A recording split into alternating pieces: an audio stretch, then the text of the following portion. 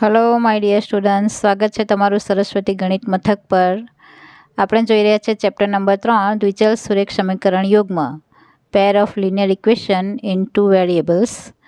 આજે આપણે જોઈશું સ્વાધ્યાય 3.2। એનો પ્રશ્ન 1 છે, નીચેના દ્વિચલ સુરેખ સમીકરણ યુગ્મનો ઉકેલ આદેશની રીતે મેળવો। આપણે આગળ આલેખની રીતે જોઈ ગયા, આલેખથી ઉકેલ મેળવ્યો ભૌમિતિક રીતે। હવે આપણે જોવાનું છે આદેશની રીતે ઉકેલ। તો નંબર 1 છે x + y = 14, x - y = 4। આપણી પાસે આ બે સમીકરણ છે, એને નંબર આપી દઈએ। x + y = 14 number 1, x - y = 4 number 2। હવે આપણે અહીંયા શું કરવાનું, આદેશની રીતમાં કોઈ પણ બેમાંથી એક સમીકરણ લઈને એ સમીકરણ પરથી ત્રીજું સમીકરણ બનાવવાનું। તો આપણે અહીંયા સમીકરણ 2 પરથી કોઈ પણ લઈ શકીએ, એક પરથી પણ બનાવી શકીએ, 2 પરથી આપણે બનાવીએ। તો બીજું સમીકરણ છે x - y = 4। ત્રીજું સમીકરણ બનાવવાનું છે 1 અને 2 કોઈમાંથી। તો ત્રીજું સમીકરણ શા માટે બનાવવાનું, આપણે જે બે ચલ છે x અને y, બેમાંથી એકને એક સાઈડ કરવાનો, xને અથવા તો yને। અહીંયા આપણે xને એક સાઈડ કરીએ છીએ, તો બીજા સમીકરણમાં x અહીંયા રાખીને આ y જે ઋણ છે એ 4ની બાજુમાં જતાં ધન થાય, એટલે x = 4 + y, એટલે આપણને મળે છે ત્રીજું સમીકરણ x = 4 + y। હવે સમીકરણ 3ની કિંમત સમીકરણ 1માં મૂકતા, જુઓ સમીકરણ 3 આપણે કયા સમીકરણમાંથી બનાવેલું છે, સમીકરણ નંબર 2માંથી। જે સમીકરણમાંથી આપણે ત્રીજું બનાવ્યું હોય તે સમીકરણમાં xની કિંમત મૂકવાની નથી, પણ તે સિવાયનું જે સમીકરણ આપણે 2માંથી બનાવ્યું છે ત્રીજું, તો ત્રીજાની કિંમત મૂકીએ 1માં। જો આપણે સમીકરણ નંબર 3 એ 1માંથી બનાવેલું હોત તો આપણે એની કિંમત મૂકતે 2માં। આ ખાસ યાદ રાખવાનું છે। તો સમીકરણ 3ની કિંમત સમીકરણ 1માં મૂકતા, હવે આપણે સમીકરણ 1 પહેલાં લખી દેવાનું, x + y = 14। એમાં xની જગ્યા પર મૂકવાનો છે 4 + y, તો અહીંયા xની જગ્યા પર મૂકીએ 4 + y તો ફરીથી પાછું મૂકવાનું જ છે જે છે તે સમીકરણમાં, માત્ર xની જગ્યા પર એની xની આ કિંમત જે છે એ આપણે લખવાની, બરાબર 14 એ પણ લખવાનું છે। હવે 4 + y કેટલા થાય છે, 2y, એટલે 4 + 2y = 14। 2y અહીંયા જ રાખીને 4ને આપણે બાદબાકીમાં લઈ ગઈએ, કેમ કે આપણે yની કિંમત મેળવવાની છે, માટે 2y = 14 - 4। 2y = 14માંથી 4 જાય તો 12। આ બે y સાથે ગુણ્યામાં છે તે ક્યાં જાય, ભાગ્યામાં છે। ગુણ્યામાં હોય તે ભાગ્યામાં જાય, ભાગ્યામાં હોય તો ગુણ્યામાં જાય, સરવાળામાં હોય તો બાદબાકીમાં। આપણે અહીંયા વત્તા સરવાળો હતો તો આપણે અહીંયા ઓછા કર્યા, અને ઓછા હોય એટલે કે બાદબાકી હોય તો સરવાળામાં। બરાબરની ડાબી તરફથી જમણી તરફ કે જમણી તરફથી ડાબી તરફ જતાં પ્રક્રિયા ઉલટી કરી દેવાની, આપણે ઊંધી કરી દેવાની। y = 12/2 એટલે y બરાબર મળે છે આપણને 6। હવે y = 6 એ સમીકરણ 3માં મૂકતા, આપણે સમીકરણ 3માં મૂકવાનું છે। જો અહીંયા y = 6 1 કે 2 કોઈ પણમાં મૂકો તો આપણને મળે xની કિંમત, પરંતુ અહીંયા આપણે xની કિંમત મેળવવી હોય તો xને એક સાઈડ એકલો તો કરવો જ પડે, બરાબરની એક સાઈડ। તો અહીંયા આપણે ઓલરેડી ત્રીજા સમીકરણમાં એ વસ્તુ જ કરી છે કે xને એક સાઈડ કરીને 4 + y કરેલા છે, એટલા માટે આપણે yની જે કિંમત મળે એ આપણે સમીકરણ 3માં, x કે y કોઈ પણની કિંમત મળે એને આપણે સમીકરણ 3માં મૂકવાનું છે, આદેશની રીતમાં યાદ રાખવાનું। એટલે y = 6 સમીકરણ 3માં મૂકતા, હવે સમીકરણ 3 આપણે લખી દઈએ, x = 4 + y, x = 4 + yની કિંમત મૂકીએ છીએ 6, એટલે 6 ને 4 10, x = 10। આમ આપેલ સમીકરણ યુગ્મનો ઉકેલ x = 10 y = 6। આપણે સમીકરણને નંબર આપી દઈએ, s - t = 3 સમીકરણ નંબર 1, s/3 + t/2 = 6 સમીકરણ નંબર 2। હવે અહીંયા આપણે સમીકરણ 1 પરથી આપણે ત્રીજું સમીકરણ બનાવવાનું છે, તે 1માંથી બનાવીએ, 1 નંબર લખી દઈએ, s - t = 3 જે આપણું પહેલું સમીકરણ છે। sને અહીંયા જ રહેવા દઈને tને 3ની બાજુમાં લઈ ગઈએ, એટલે s = 3 + t સમીકરણ નંબર 3। હવે સમીકરણ 3ની કિંમત શેમાં મૂકવાનું છે, આપણે બનાવ્યું છે 1માંથી એટલે 2માં મૂકવાનું।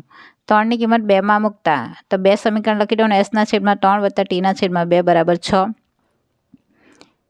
sની જગ્યાએ મૂકીએ આપણે 3 + t, એટલે s 3 + t, છેદમાં 3 તો મૂકવાના જ, વત્તા t/2 = 6। હવે લસા લઈએ. છેદમાં અહીંયા 3 છે, અહીંયા 2 છે, તો 2 આ અંશમાં આવે અને 3 આ અંશમાં આવે, એટલે 2 કૌંસમાં 3 વત્તા ટી વત્તા 3 ટી છેદમાં 3 દુ 6, બંને લસા તરીકે 6 છે એટલા માટે 6 બરાબર 6 તો અહીંયા છે જ. હવે આપણે આ કૌંસ છોડી કાઢીએ અને આ 6 ને ગુણ્યામાં લઈ ગઈએ, એટલે અહીંયા 3 દુ 6 વત્તા 2 ટી, 6 વત્તા 2 ટી વત્તા 3 ટી તો છે જ અહીંયા લખીએ આપણે, બરાબર આ 6 ગુણ્યામાં જતા શું થાય, 6 છંગ 36 એટલે 36. હવે 2 ટી અને 3 ટી કેટલા થાય, 5 ટી, અને આ 6 છે, 6 વત્તા 5 ટી બરાબર 36. આ 6 ને બાદબાકીમાં લઈ ગઈએ એટલે 5 ટી બરાબર 36 ઓછા 6, 5 ટી બરાબર 36 માંથી 6 જાય તો 30, 5 ભાગ્યામાં જાય એટલે ટી બરાબર 30 ના છેદમાં 5, માટે ટી બરાબર 5 છંગ 30 એટલે 6. હવે ટી બરાબર 6 મળે છે. હવે આપણે એસ પણ મેળવવાનો છે, તે એસ ક્યાંથી મેળવીએ, સમીકરણ નંબર 3માં ટીની કિંમત મૂકીએ. એસ આપણો અલગ પાડેલો છે જ સમીકરણ 3માં, એટલા માટે તો એસ બરાબર 3 વત્તા ટી, માટે એસ બરાબર 3 વત્તા ટીની કિંમત મૂકી દઈએ 6, એટલે 6 ને 3 9, એસ બરાબર 9. માટે આપેલ સમીકરણ યુગ્મનો ઉકેલ એસ બરાબર 9, ટી બરાબર 6. પ્રશ્ન 1નો ત્રીજો પ્રશ્ન, 3x ઓછા વાય બરાબર 3, સમીકરણ નંબર 1, 9x ઓછા 3y બરાબર 9, સમીકરણ નંબર 2. અહીંયા સમીકરણ નંબર આપી દીધા છે. હવે અહીંયા આપણે સમીકરણ 1 પરથી, તો સમીકરણ 1 પરથી આપણે ત્રીજું સમીકરણ મેળવીએ. તમે 2 પરથી પણ મેળવી શકો, તમે જાતે ટ્રાય કરી લેજો, જવાબ તમારો આવી જ જશે. તો સમીકરણ 1 લખી દઈએ, 3x ઓછા વાય બરાબર 3, 3x ઓછા આ 3 આ બાજુ આવતા માઇનસ, અને આ વાય આ બાજુ જતા ધન, એટલે 3x ઓછા 3 આ વાય આ બાજુ જતા ધન એટલે બરાબર વાય. માટે વાય બરાબર 3x ઓછા 3, સમીકરણ નંબર 3. વાયને આપણે આખી સાઈડ ચેન્જ કરી નાખી, ડાબીથી જો તમે આખી સાઈડ ચેન્જ કરો ને, 3x ઓછા 3 એ આપણી ડાબી બાજુ છે અને વાય જમણી બાજુ છે, તો વાયને જમણીથી ડાબીને 3x ઓછા 3 એ ડાબેથી જમણે લઈ ગયે તો આપણા ચિહ્ન નથી બદલાતા. પણ આપણે ડાબી સાઈડ કે જમણી સાઈડ પરથી કોઈક એક પદને ખસેડીએ છીએ બીજી સાઈડે, તો એનું ચિહ્ન બદલવાનું. અહીંયા આખી સાઈડ જ આપણે ચેન્જ કરતા હોય ત્યારે કોઈ ચિહ્ન બદલવાનું હોતું નથી. આ છે સમીકરણ નંબર આપણું 3. સમીકરણ 3ની કિંમત સમીકરણ 2માં મૂકતા. કેમ 2માં, આપણે સમીકરણ 1 પરથી બનાવેલું છે એટલા માટે 2માં, તો સમીકરણ 2 લખી દઈએ. સમીકરણ 2 છે આપણું 9x ઓછા 3y બરાબર 9, તો આપણે લખ્યું છે અહીંયા. હવે 9x ઓછા 3 કૌંસમાં વાયની કિંમત આપણે કેટલી મૂકવાની છે, 3x ઓછા 3, એટલે કૌંસની અંદર 3x ઓછા 3 મૂકવાનું, બરાબર 9 તો આપણે લખવાના જ છે. 9x ઓછા કૌંસ છોડી કાઢીએ 3 ટાળી 9x વત્તા 3 ટાળી 9, કેમ વત્તા, 12 ઓછા છે, અંદર પણ ઓછા છે. જો કૌંસની બહારનું ચિહ્ન હોય તો કૌંસની અંદરનું ચિહ્ન આપણે કૌંસ છોડતી વખતે બદલી નાખવાનું, એટલે ઓછા હોય તો વત્તા, વત્તા હોય તો ઓછા કરી દેવાનું. જો 12 ઋણ હોય તો જ, એટલે વત્તા 9 બરાબર 9. અહીંયા 9x બંને ઉડી જાય, ઓછા છે, એટલે 9 અહીં રહી જાય છે 9, અને આ સાઈડ રહી જાય છે 9, 9 બરાબર 9.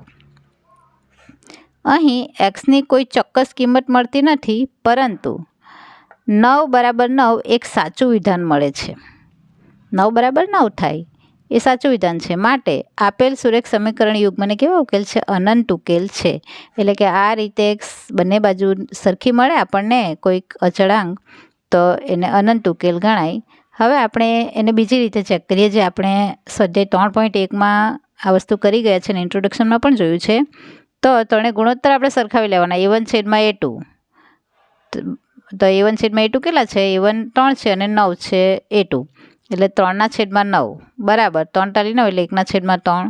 b1 છેદમાં b2 બરાબર ઋણ 1 છેદમાં ઋણ 3, એટલે આપણે લખીએ ઋણ ધન થાય, બરાબર 1 ના છેદમાં 3. c1 છેદમાં c2 ઋણ 3 છેદમાં ઋણ 9, બરાબરની આ સાઈડે છે, આ બાજુ આવતા ઋણ થાય, 9 પણ આ બાજુ આવતા ઋણ થાય, એટલા માટે ઋણ 3 છેદમાં ઋણ 9 બરાબર ઋણ ધન 3 ના છેદમાં 9, 3 ટાળી 9 એટલે 1 ના છેદમાં 3.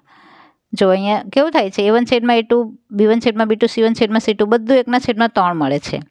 એટલે લખવાનું અહીં a1 છેદમાં a2 બરાબર b1 છેદમાં b2 બરાબર c1 છેદમાં c2 સમાન છે 3 એ 3. માટે આપેલ સમીકરણ યુગ્મને કેવા ઉકેલ છે, અનંત ઉકેલ છે. પણ આપણે આદેશની રીતે કરવા કીધું છે, એટલે આપણે અહીંયા આદેશની રીત કરી બતાવી છે. બાકી આ ગુણોત્તરની સરખામણી કરીને નક્કી કરો એમ કીધું હોય તો આપણે આ રીતે કરવાનું.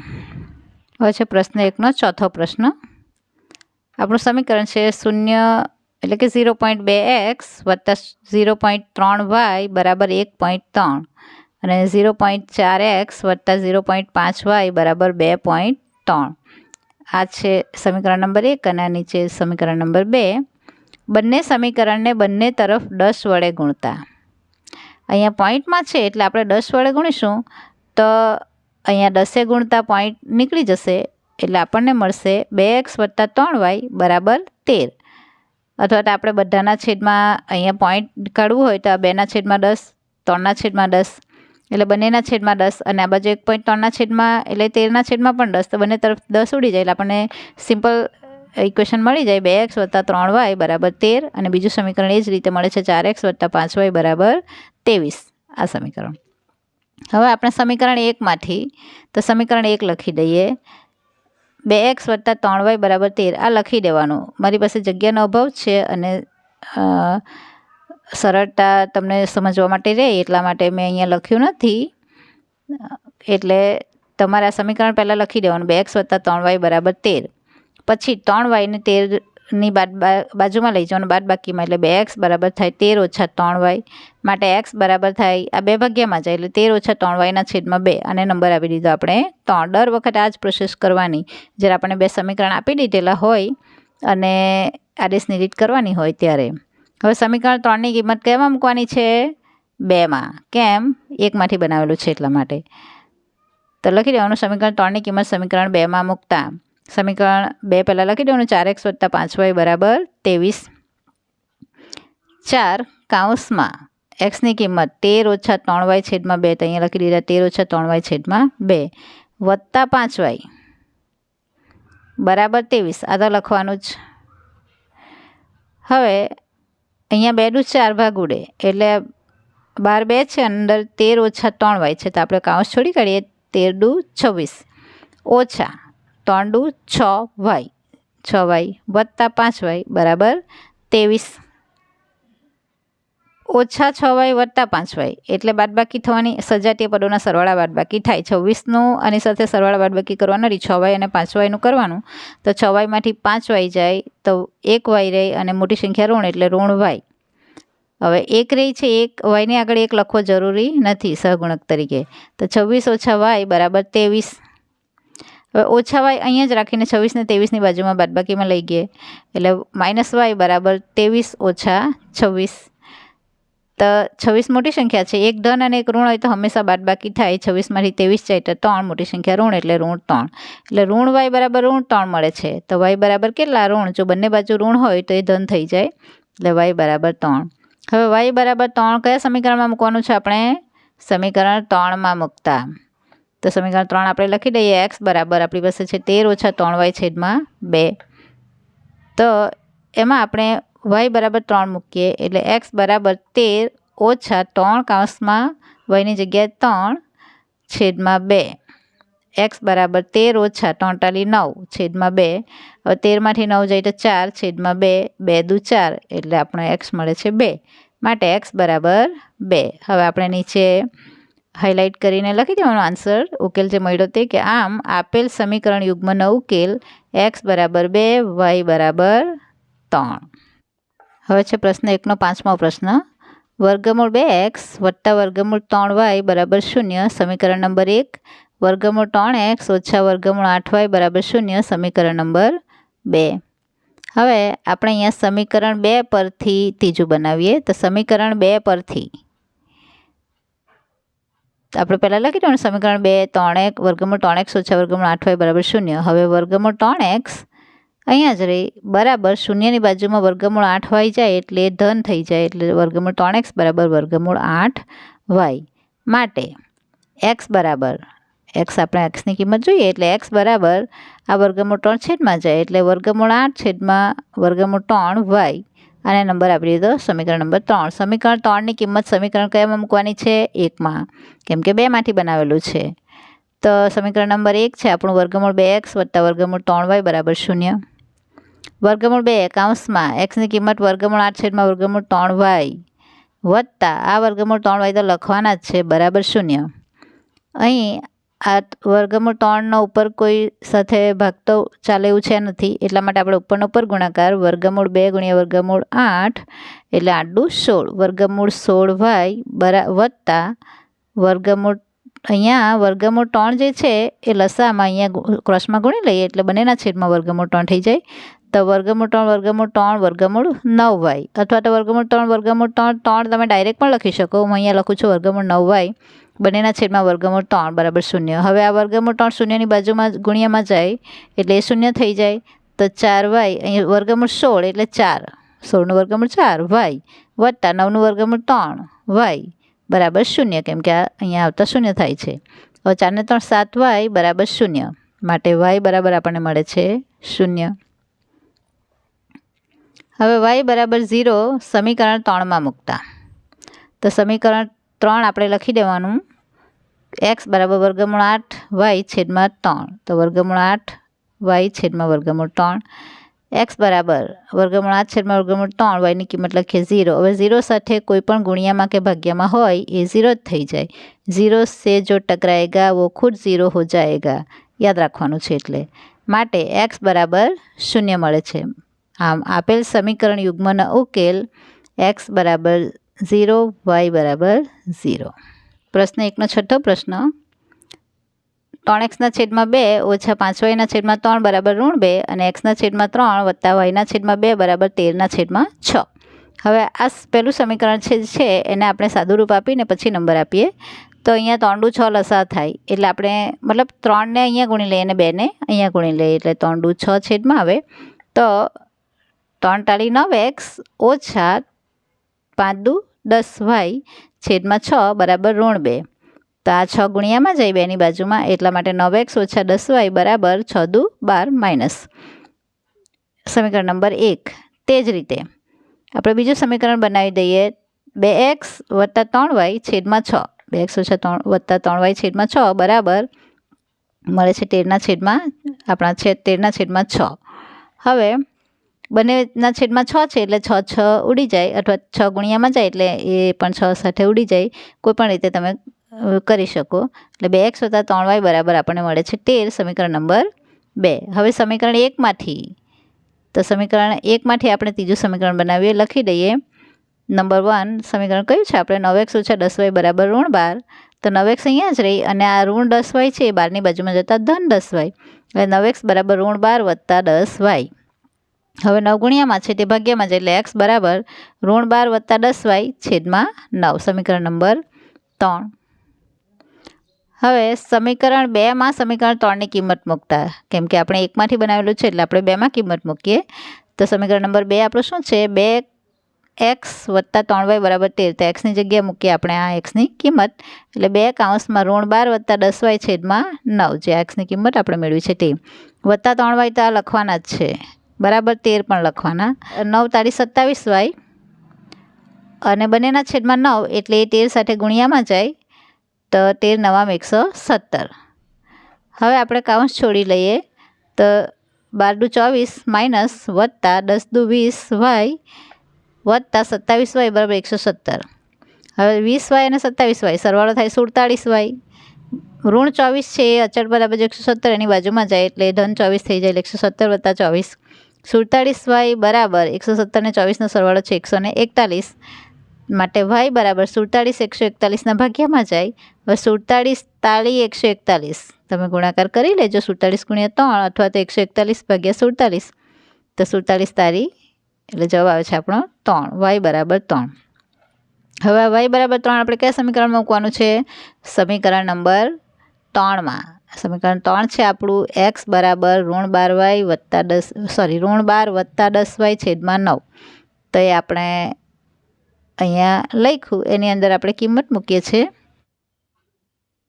x બરાબર ઋણ 12 વત્તા 10y તો yની જગ્યાએ મૂકીએ આપણે 3 એટલે 10 કૌંસમાં 3 છેદમાં 9 તો છે જ.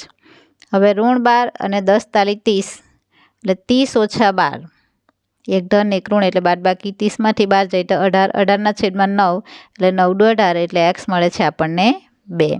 તમારે સ્ટેપ વાઇઝ કરવાનું લાઇનમાં. આમ આપેલ સમીકરણ યુગ્મનો ઉકેલ x બરાબર 2 અને y બરાબર 3. જુઓ x બરાબર 2 અને y બરાબર 3. તો અહીંયા આપણો પ્રશ્ન 1 પૂરો થાય છે. હવે પછી જોઈશું આપણે પ્રશ્ન નંબર 2, સ્વાધ્યાય 3.2નો પ્રશ્ન 2. ત્યાં સુધી આવજો વિદ્યાર્થી મિત્રો. જય માં સરસ્વતી.